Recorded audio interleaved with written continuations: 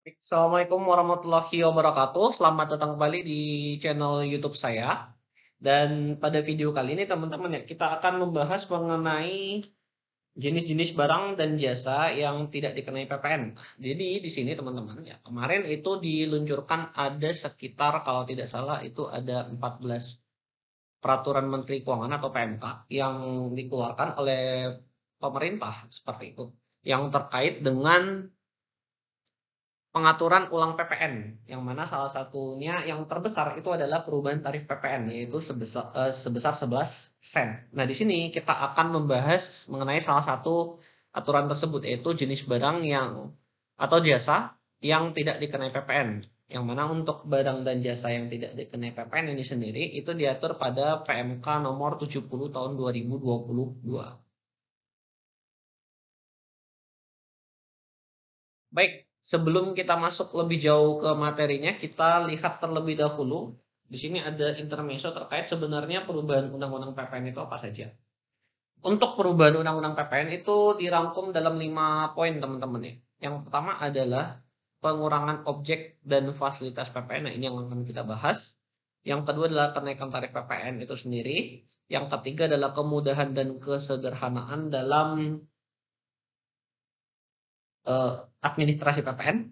Yang keempat adalah pengkreditan pajak masukan, dan yang kelima adalah pendelegasian wewenang. Kita akan berfokus pada poin yang pertama, yaitu pengurangan objek dan fasilitas PPN. Untuk itu, yang akan kita bahas ini adalah PMK nomor 70 tahun 2022, yang mana judul dari PMK tersebut ada di sebelahnya, yaitu terkait dengan kriteria dan atau rincian makanan dan minuman, jasa kesenian dan hiburan, jasa perhotelan, jasa penyediaan tempat parkir, serta jasa boga atau catering yang tidak dikenai PPN.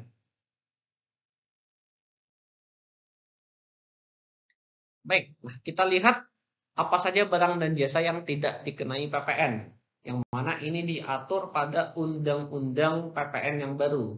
Yang mana Undang-Undang PPN yang baru ini maksudnya adalah pada Undang-Undang Harmonisasi Peraturan Perpajakan. Sebelumnya, untuk non-BKP itu adalah 4 barang. Yang pertama adalah barang hasil pertambangan atau hasil pengeboran yang diambil langsung dari sumbernya, tidak termasuk hasil pertambangan batu bara. Yang kedua, barang kebutuhan pokok yang sangat dibutuhkan oleh rakyat banyak. Yang ketiga adalah makanan dan minuman yang disajikan di hotel, restoran, rumah makan, warung, dan sejenisnya. Dan yang keempat adalah uang emas batangan untuk kepentingan cadangan devisa negara dan surat berharga. Tetapi untuk di Undang-Undang HPP sendiri itu diatur kembali, teman-teman ya. Jadi 2 dari 4 barang ini itu dikenakan PPN. Yang pertama adalah barang hasil pertambangan atau hasil pengeboran yang diambil langsung dari sumbernya itu menjadi dikenakan PPN atau menjadi barang kena pajak. Dan yang kedua, barang kebutuhan pokok yang sangat dibutuhkan rakyat banyak itu juga dikenakan PPN. Tetapi di sini kita akan fokus ke barang yang tetap tidak dikenakan PPN. Nah, itu apa saja? Yang mana itu adalah 2 objek sisanya. Itu makanan dan minuman dan uang emas batangan dan surat berharga. Baik, kita masuk yang pertama. Untuk objek yang tidak dikenakan PPN, itu adalah makanan dan minuman yang disajikan baik itu di hotel, di restoran, rumah makan, warung, dan sejenisnya, atau disajikan oleh pengusaha jasa boga atau catering, yang mana ketiga objek ini atau ya, objeknya makanan dan minuman tetapi disajikan oleh 3 objek ini adalah objek pajak daerah dan retribusi daerah atau PDRD. Jadi untuk makan di hotel, di restoran, ataupun oleh pengusaha jasa boga atau catering itu sudah dikenakan pajak daerah atau yang namanya kita sebut sebagai pajak restoran. Karena sudah dikenakan pajak restoran, maka untuk barang-barang ini itu tidak lagi dikenakan PPN atau termasuk dalam jenis-jenis barang yang tidak dikenai PPN. Seperti itu. Kemudian yang kedua, ketika kita berbicara jasa, jasa yang dibebaskan, bukan dibebaskan, lebih tepatnya adalah jasa yang tidak dikenakan PPN itu adalah jasa tertentu. Jasa tertentu yang mana termasuk dalam kelompok jasa kesenian dan hiburan, jasa perhotelan, jasa penyediaan tempat parkir, dan jasa boga atau catering. Alasannya sama seperti objek pertama tadi. Karena untuk objek-objek ini itu sudah menjadi objek pajak daerah dan retribusi daerah. Dengan demikian, untuk objek ini, untuk jasa-jasa tertentu ini sudah tidak dikenakan PPN juga. Sama halnya dengan makanan dan minuman tadi. Di sini kita lihat untuk aturan tambahannya. Nah, di sini aturan tambahan ini harus diperhatikan benar-benar ya, teman-teman, supaya tidak terjadi salah pemahaman di antara kita terkait dengan apa saja yang tidak dikenai PPN ini. Yang pertama, makanan dan minuman yang dimaksud di pasal 2 itu meliputi makanan dan minuman, baik itu dikonsumsi di tempat ataupun tidak. Jadi, mau itu dine in ataupun take away, dua-duanya itu tidak dikenakan PPN. Jadi, tidak melihat apakah dia dine in atau take away. Yang kedua, untuk restoran, rumah makan, warung, dan sejenisnya yang dimaksud dalam pasal 2 huruf B, pasal 2 huruf B itu yang ini ya tadi, terkait dengan makanan dan minuman tadi, paling sedikit dia harus menyediakan layanan penyajian makanan atau minuman berupa penyediaan fasilitas meja, kursi, dan atau peralatan makan minum di tempat. Jadi untuk restoran-restoran yang tidak menjadi objek PPN untuk penyajian makanan dan minuman maupun jasanya, itu harus menyediakan fasilitas untuk dine-in.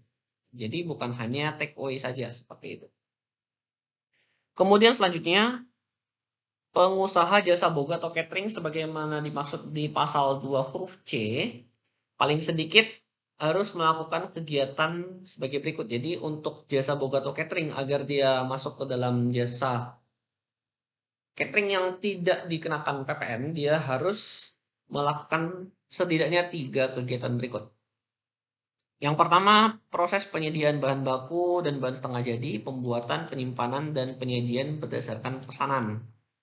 Yang kedua, penyajian di lokasi yang diinginkan oleh pemesan dan berbeda dengan lokasi di mana proses pembuatan dan penyimpanannya dilakukan. Dan yang ketiga, penyajian dilakukan dengan atau tanpa peralatan dan petugasnya. Nah, kemudian selanjutnya di sini ada pengecualian, teman-teman ya. Nah, di sini pengecualian ini harus kita perhatikan karena ini kerap kali menjadi mispersepsi. Tidak termasuk makanan dan minuman sebagaimana dimaksud di pasal 2, yaitu makanan dan minuman yang diadakan oleh yang pertama, pengusaha toko swalayan dan sejenisnya yang tidak semata-mata menjual makanan dan atau minuman. Maksudnya apa? Maksudnya seperti ini, contohnya. Mungkin teman-teman pernah ke Indomaret ya? Atau ke Lawson. Mungkin untuk yang teman-teman domisili di Jakarta sering ke Lawson, untuk anak-anak KRL khususnya. Nah, di Lawson, biasanya mungkin teman-teman suka beli oden atau udon seperti itu. Pokoknya makanan yang udah di cup, ada kuahnya, dan teman-teman tinggal makan aja. Nah, untuk makanan tersebut, oden, udon, dan sejenisnya yang misalnya teman-teman beli di Lawson, itu tetap merupakan objek PPN. Jadi untuk makanan tersebut, teman-teman terutang PPN. Beda dengan halnya ketika teman-teman beli di restoran. Kenapa? Karena Lawson atau Indomaret dan toko swalayan lain itu tidak cuma jual makanan dan atau minuman.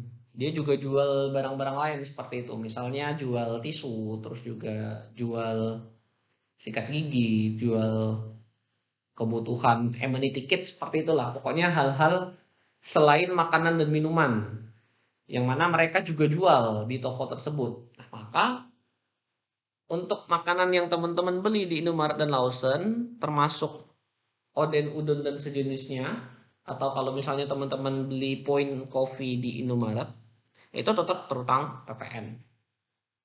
Yang kedua, ketika teman-teman melakukan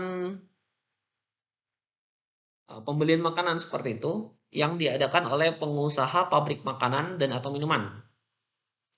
Atau yang ketiga, untuk makanan dan minuman yang diadakan oleh pengusaha penyedia fasilitas yang kegiatan usaha utamanya adalah menyediakan pelayanan jasa menunggu pesawat di bandar udara atau di lounge. Jadi kalau misalnya teman-teman beli makan atau misalnya teman-teman menikmati fasilitas lounge yang ada makanannya, nah atas makanan tersebut teman-teman tetap berutang PPN seperti itu ya. Jadi ketika teman-teman beli makan di lounge itu dia berbeda dengan treatment restoran-restoran pada umumnya.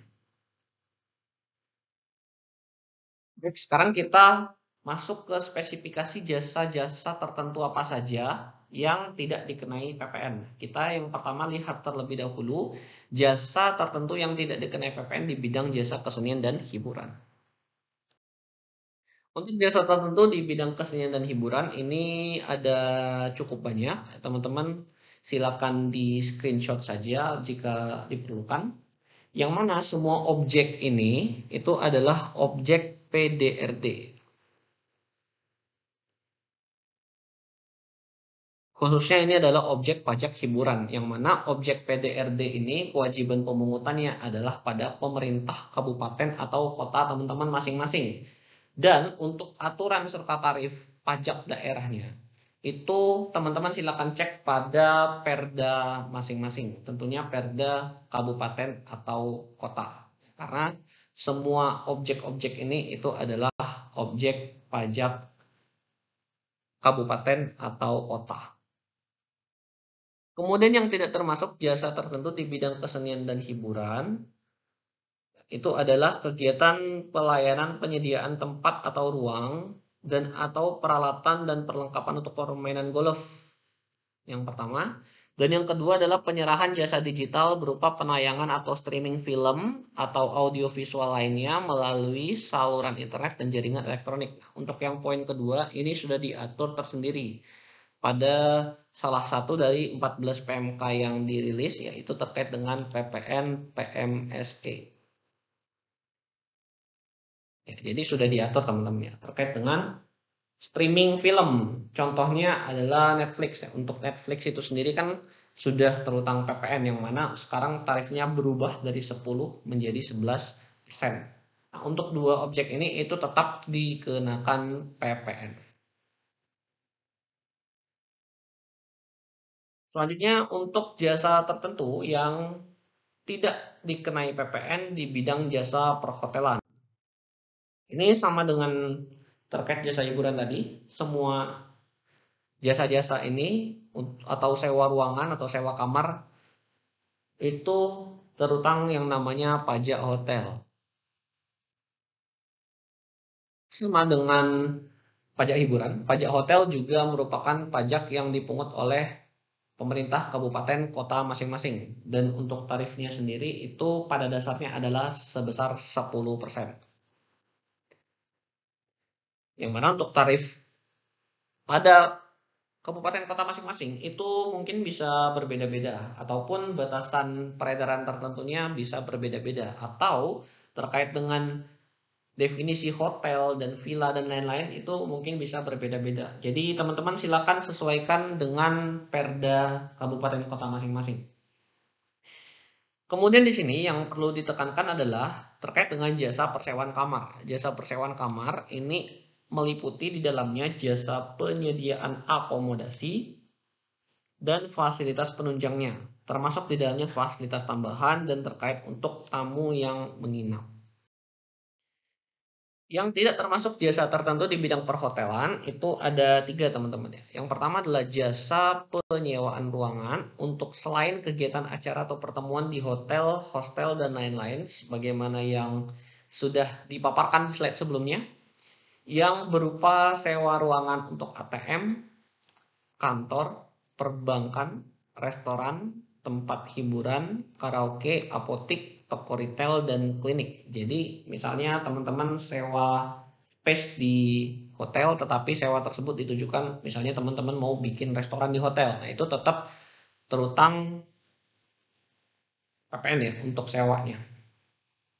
Kemudian jasa penyewaan unit dan atau ruangan termasuk tambahan dan fasilitas terkait lainnya di apartemen. kondominium, dan sejenisnya, yang mana dapat dikecualikan berdasarkan izin usahanya. Itu juga termasuk yang dikecualikan dari jasa di bidang perhotelan yang tidak dikenai PPN. Kemudian yang ketiga adalah jasa biro perjalanan atau perjalanan wisata yang diselenggarakan oleh pengelola jasa perhotelan. Atas tiga jasa ini itu tetap dikenakan PPN atau pajak pertambahan nilai. Kemudian terkait dengan jasa tertentu yang tidak dikenai PPN pada bidang jasa parkir. Di sini yang tidak dikenai PPN itu adalah penyediaan atau penyelenggaraan tempat parkir dan pelayanan memarkirkan kendaraan atau valet. Yang mana untuk jasa valet ini sendiri teman-teman bisa temukan di hotel atau di mall biasanya. Kemudian yang tidak termasuk jasa tertentu di bidang parkir adalah jasa pengelolaan tempat parkir. Maksudnya gimana? Maksudnya seperti ini. Misal ada mall ini punya lahan parkir. Lahan parkir ini dia serahkan pengelolaannya kepada misalnya Easy Parking. Easy Parking ini dia menerima sejumlah uang jasa terkait dengan jasa pengelolaan tempat parkir yang dipercayakan kepadanya. Nah, atas uang jasa tersebut itu tetap terutang PPN. Jadi yang tidak terutang PPN itu adalah jasa penyelenggaraan tempat parkir dan jasa pelayanan memarkirkan kendaraan atau jasa valet. Tetapi untuk jasa pengelolaan tempat parkirnya itu tetap terutang PPN. Seperti itu. Lalu kemudian terkait dengan jasa tertentu yang tidak dikenai PPN di bidang jasa boga atau catering. Di sini untuk pengusaha jasa boga dan catering itu sama seperti terkait dengan makanannya. Untuk jasanya sendiri itu juga harus diperhatikan. Si pengelola jasa boga atau catering itu harus paling sedikit melakukan kegiatan pelayanan seperti tiga ini. Yang pertama, proses penyediaan bahan baku dan bahan setengah jadi, pembuatan, penyimpanan, dan penyajian berdasarkan pesanan. Yang kedua, penyajian di lokasi yang diinginkan oleh pemesan dan berbeda dengan lokasi di mana proses pembuatan dan penyimpanan dilakukan. Dan yang ketiga adalah penyajian dilakukan dengan atau tanpa peralatan dan petugasnya. Untuk tanggal berlaku dari PMK ini sendiri itu adalah mulai 1 April 2022. Jadi seiring dengan berlakunya Undang-Undang Harmonisasi Peraturan Perpajakan Klaster PPN, terkait dengan PMK ini juga sudah mulai diberlakukan, yaitu mulai 1 April 2022. Baik, demikian yang bisa saya sampaikan pada video kali ini. Terima kasih buat teman-teman yang sudah menonton. Jangan lupa klik like, comment, share, dan tentunya subscribe. Dan jangan lupa kalau misalnya teman-teman punya pertanyaan lebih lanjut, silakan chat di kolom komentar dan kita ketemu lagi di video selanjutnya. Terima kasih. Wassalamualaikum warahmatullahi wabarakatuh.